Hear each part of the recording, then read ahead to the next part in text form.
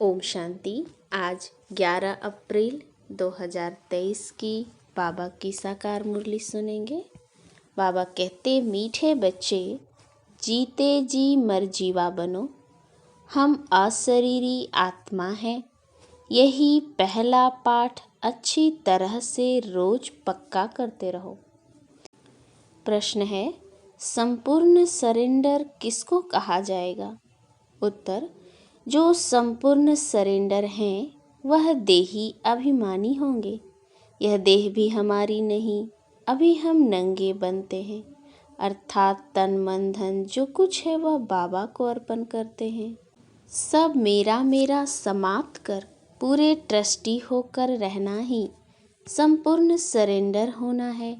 बाबा कहते, बच्चे मेरा बनकर सबसे ममत्व मिटा दो, धंधा धोरी करो, संभालो, माँ बाप की पालना का कर्जा उतारो, परंतु बाप की श्रीमत पर ट्रस्टी होकर।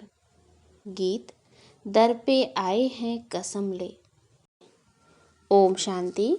बच्चों ने गीत सुना, जरूर गीत में रहस्य भरा हुआ है जो बाप बैठ इसका अर्थ समझाते हैं। इसको कहा जाता है जीते जी मरकर बाप का बनना। बाप का बनने के बाद फिर टीचर व गुरु करते हैं। ऐसे भी नहीं, सभी लौकिक गुरु करते हैं, मेजॉरिटी गुरु करते हैं। क्रिश्चियन लोग भी जब बच्चा पैदा होता है तो क्रिश्चियनाइज करते हैं, गुरु की गोद में जाकर देते हैं। फिर पादरी हो या कोई भी हो, पादरी तो क्राइस्ट नहीं हुआ, कहेंगे उनके नाम पर हम क्रिश्चियन बनते हैं। अभी तुम बच्चे जानते हो, पहले पहले तो हम बाप के बनते हैं, अपना तन मन धन जो कुछ है बाबा को अर्पण करते हैं, जीते जी मरते हैं, अर्थात हम आत्मा उनका बनते हैं। यह बुद्धि में रहना चाहिए। जो भी मेरी वस्तु है, मेरा शरीर, मेरा धन दौलत संबंधी आदि जो कुछ है, भूलते हैं। मरने के बाद सब भूल जाता है। कितनी बड़ी मंजिल है। हम अशरीरी आत्मा हैं, यह पक्का करना है। ऐसे नहीं कि तुम शरीर छोड़ और मर पड़ते हो। नहीं, आत्मा कंप्लीट प्योर थोड़े ही बनी है। भल बाप का बने हो, परंतु बाबा कहते हैं तुम्हारी आत्मा अपवित्र है। आत्मा के पंख टूटे हुए हैं, अभी आत्मा उड़ नहीं सकेगी। तमो प्रधान होने कारण एक भी आत्मा वापस जा नहीं सकती। माया ने एकदम पंख तोड़ दिए हैं। बाबा ने समझाया है, आत्मा है फ्लाइंग स्क्वाइड, सबसे तीखी जाती है, उससे तीखी चीज कोई होती नहीं। आत्मा से कोई पहुंच नहीं सकता। पिछाड़ी में मच्छरों सदृश से सब आत्माएं भागती हैं। कहाँ जाती हैं? बहुत दूर दूर, सूर्य चांद से भी पार। वहाँ से फिर लौटना नहीं है। उन्हों के रॉकेट आदि तो जाकर फिर लौट आते हैं, सूर्य तक तो पहुँच नहीं सकते। तुमको तो उनसे बहुत दूर जाना है। सूक्ष्म वतन से भी ऊपर मूल वतन में जाना है। झट चले जाते हैं, आत्मा को पंख मिल जाते हैं। हिसाब किताब चुकतू कर आत्मा पवित्र बन जाती है। इस कयामत के समय की महिमा बहुत लिखी हुई है। सब आत्माओं को हिसाब किताब चुकतू कर जाना है। अभी तो सब आत्माएं मैली पाप आत्माएं हैं, यहाँ ही पुनर्जन्म लेती रहती हैं। तुम जानते हो यह बेहद का ड्रामा है। सब एक्टर्स को पाठ बजाने वहाँ से आना जरूर है। सबकी आत्माएं स्टेज पर आनी है। जब विनाश का समय होता है तो सब आ जाते हैं। वहाँ रहकर क्या करेंगे? एक्टर बिगर पाठ बजाने घर में थोड़े ही बैठ जाएंगे, नाटक में जरूर आना पड़ेगा। वहाँ से जब सब चले आते हैं तब फिर बाप सबको ले जाते हैं। बाप कहते हैं, मैं भल यहाँ हूँ तो भी आत्माएं आती रहती हैं, वृद्धि को पाती रहती हैं नंबरवार। फिर तुम जाएंगे भी नंबरवार। सारा तुम्हारी अवस्था पर मदार है, इसलिए मरजीवा बनना है। हम आत्मा हैं, यह निश्चय रखना मेहनत है। बच्चे घड़ी घड़ी देहाभिमान में आकर भूल जाते हैं। देही अभिमानी तब होंगे जब कंप्लीट सरेंडर होंगे। बाबा यह सब आपका है, मैं भी आपका हूँ। यह देह जैसे कि हमारी है नहीं, इनको मैं छोड़ देता हूँ। बाबा मैं आपका हूँ। बाबा कहते हैं मेरा बन और सबसे ममत्व मिटा दो। बाकी ऐसे नहीं कि यहाँ आकर बैठ जाना है। तुमको अपना धंधा धोरी करना है, घर संभालना है, बच्चों का कर्जा उतारना है, माता पिता की सेवा कर उनका उजूरा उतार देना है। बच्चों पर माँ बाप की पालना का कर्जा चढ़ता है। अब यह बाप तुम्हारी पालना कर रहे हैं तो तुमसे पहले ही सरेंडर कराते हैं। सब कुछ दे दो उनसे, फिर तुम्हारी पालना भी होती है। यह शिव बाबा का भंडारा है। माता पिता तुम बच्चों की पालना कर रहे हैं। शुरू में जो भी आए थे सभी ने झट सरेंडर कर दिया, अपने पास कुछ नहीं रखा, सरेंडर किया।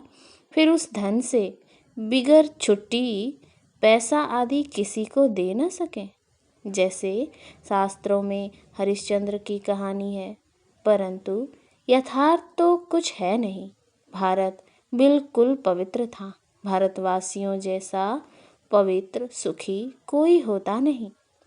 भारत सबसे बड़ा तीर्थ है, जहाँ पतित पावन बाप आकर सारे सृष्टि को, तत्वों को भी पवित्र बनाते हैं। अभी यह तत्ववादी सब दुश्मन है। अर्थक्वेक होगी, तूफान लगेंगे, क्योंकि तमो प्रधान है। नेचुरल कैलेमिटीज़ आएंगी, बहुत दुख देंगी। इस समय सब दुख की चीज़ें हैं। सतयुग में है सब सुख की चीज़ें। वहाँ यह तूफान व गर्म हवाएं आदि कुछ नहीं होती।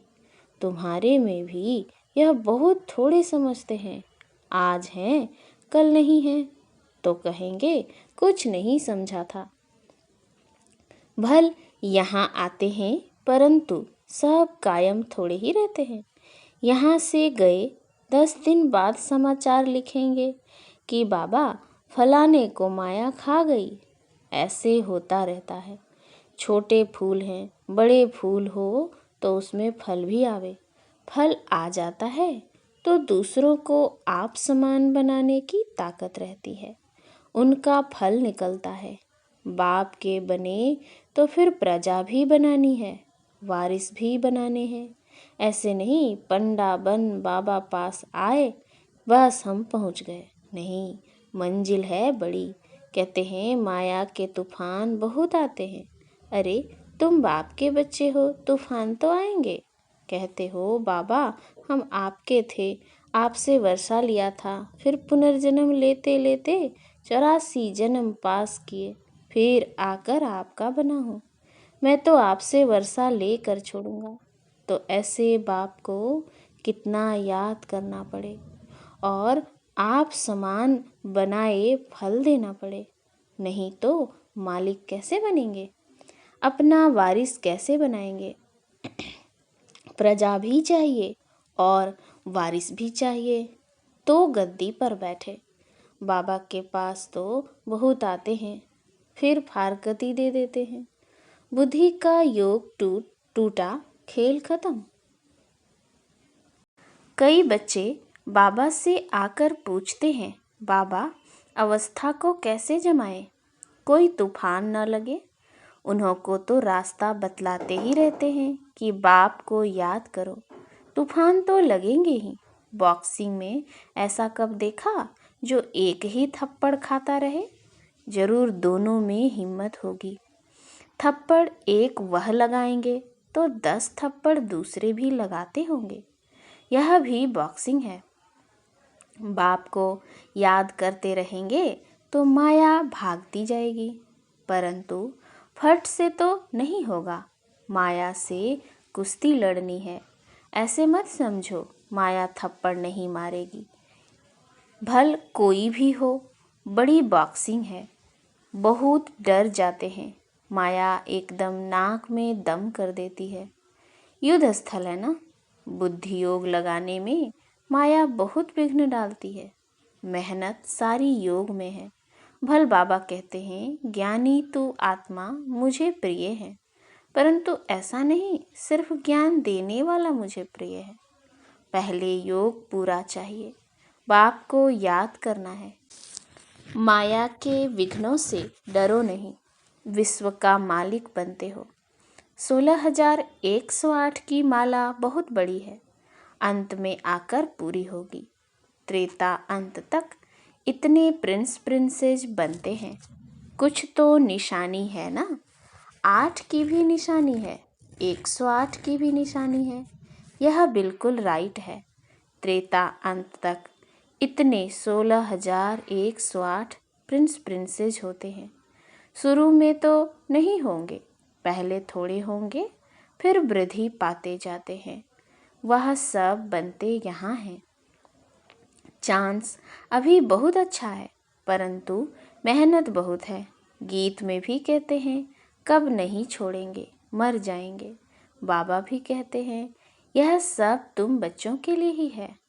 बच्चे कहते हैं, हमारा सब कुछ आपका ही है। कहते हैं ना कि यह सब कुछ भगवान ने दिया है। अब बाप कहते हैं, यह तो सब खत्म हो जाना है, विनाश तो होता है ना। तुम्हारे पास क्या है? यह शरीर भी खत्म हो जाएगा। अब मैं फिर तुमको बदली कर देता हूँ, सिर्फ एक्सचेंज करते हो ना। तो बाप कहते हैं, बच्चे अशरीरी बनो, हमको याद करो, सभी सरेंडर करो। बाप कहते हैं, इन सब शास्त्रों आदि का तुमको सार समझाता हूँ। जो शास्त्र आदि पढ़े हुए हैं वह तो समझते हैं। बाप कहते हैं, मैं ब्रह्मा मुख द्वारा तुमको यह समझाता हूँ। मैंने कल पहले भी तुमको राजयोग सिखाकर राजा रानी बनाया था, फिर अब बनाता हूँ। कभी भी मनुष्य को गीता सुनाए, राजयोग सिखलाए, राजा रानी बना न सके, फिर गीता सुनने से क्या फ़ायदा। बाप तो कहते हैं, मैं खुद कल्प कल्प आकर तुमको स्वर्ग का मालिक बनाता हूँ। हमारे बनेंगे तब तो वारिस बनेंगे ना। तो जितना तुम योग में रहेंगे उतना शुद्ध बनते जाएंगे। बाबा यह सब आपका है, हम तो ट्रस्टी हैं। आपके हुक्म बिगर हम कुछ नहीं करेंगे। शरीर निर्वाह कैसे करना है वह भी मत लेनी है। अक्सर करके गरीब ही पूरा पोता मिल देते हैं, साहूकार दे न सकें, सरेंडर हो नहीं सकते। कोई बिरला निकलता है, जैसे कि जनक का नाम है, बाल बच्चे हैं, ज्वाइंट प्रॉपर्टी है, तो अलग कैसे हो। साहूकार लोग प्रॉपर्टी निकालें कैसे जो सरेंडर हों। बाप है ही गरीब निवाज, सबसे गरीब माताएं हैं, उनसे भी जास्ती कन्याएं गरीब हैं। कन्या को कभी वर्षे का नशा नहीं होगा, बच्चे को बाप की जागीर का नशा रहता है। तो वह सब छोड़ फिर बैकुंठ का वर्षा लेना पड़े। दान हमेशा गरीब को ही दिया जाता है। भारत है सबसे गरीब, अमेरिका बहुत साहूकार है, उनको वर्षा देते हैं क्या। भारत सबसे साहूकार था और कोई धर्म नहीं था, सिर्फ भारतवासी ही थे। एक भाषा थी, गॉड इज वन। मैं one sovereignty, one religion, one language स्थापन करता हूँ। वन ऑलमाइटी गवर्नमेंट स्थापन करते हैं। 1 से फिर 2, 3 होगी। अभी कितने धर्म हैं, फिर जरूर 1 धर्म आना चाहिए। 5,000 वर्ष की बात है। मनुष्य समझते हैं फलाना मरा स्वर्गवासी हुआ, शायद ऊपर चला गया। दिलवाड़ा मंदिर में भी स्वर्ग ऊपर छत में है, तो मनुष्य मूझ जाते हैं। वास्तव में स्वर्ग कोई ऊपर नहीं है। तुम अब जानते हो, बाबा के पास जाना है, फिर यहाँ आकर राज्य करेंगे। यह ज्ञान बुद्धि में रहना चाहिए, जो कोई को समझा सको। कच्चे को तो माया कच्चा खा जाएगी। बाबा के पास समाचार आता है, फलाने ने एक ही ऐसा तीर मारा जो बस मैं बाबा का बन गया। शास्त्रों में लिखा हुआ है कि कुमारियों द्वारा वान मरवाए, इसको ज्ञानवान कहा जाता है। सिर्फ बाप की याद दिलानी है, बाकी कोई स्थूल वान की बात नहीं है। जानते कुछ भी नहीं, मनुष्यों को जो आया सो लिख दिया है। गंदगी तो बहुत है, रिद्धि सिद्धि वाले भी बहुत हो गए हैं। सच जब निकलता है तो झूठ सामना करता है। अब तुम समझते हो कि शिव बाबा है निराकार और यह ब्रह्मा है साकार। बाकी नाभि आदि की कोई बात ही नहीं है। झूठ के कारण सच को मनुष्य समझ नहीं सकते। आजकल झूठे जवाहरात भी ऐसे फर्स्ट क्लास निकलते हैं जो सच छिप गया है। तुम किसको सच सुनाते हो तो जैसे मिर्ची लगती है। अरे मोस्ट बिलोवेड बाप से तो वर्षा लेना है, वह फिर सर्वव्यापी कैसे होगा? सर्वव्यापी का तो कोई अर्थ ही नहीं निकलता। गॉड फादर स्वर्ग क्रिएट करते हैं तो हम स्वर्ग के मालिक होने चाहिए ना। फिर इतने कंगाल क्यों बने हैं? हम बाप के बच्चे हैं तो स्वर्ग के मालिक क्यों नहीं हैं? नरक के मालिक कैसे बने हैं? गॉड तो रचयिता है ही नई दुनिया का।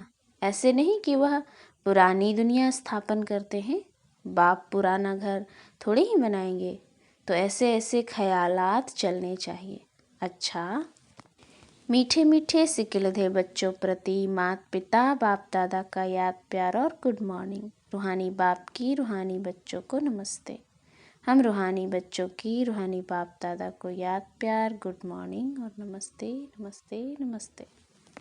धारणा के लिए मुख्य सार। पहला, माया के विघ्नों से डरना नहीं है, बाप की याद से सब विघ्नों को हटा देना है। दूसरा, बुद्धि से सब कुछ सरेंडर कर अशरीरी बन बाप को याद करना है। ज्ञानी तो आत्मा के साथ साथ योगी भी जरूर बनना है। वरदान, मेरे पन की स्मृति से स्नेह और रहम की दृष्टि प्राप्त करने वाले समर्थी संपन्न भव। जो बच्चे बाप को पहचान कर दिल से एक बार भी मेरा बाबा कहते हैं तो रहम के सागर बाप दादा ऐसे बच्चों को रिटर्न में पदम गुना उसी रूहानी प्यार से देखते हैं। रहम और स्नेह की दृष्टि उन्हें सदा आगे बढ़ाती रहती है। यही रूहानी मेरेपन की स्मृति ऐसे बच्चों के लिए समर्थी भरने की आशीर्वाद बन जाती है।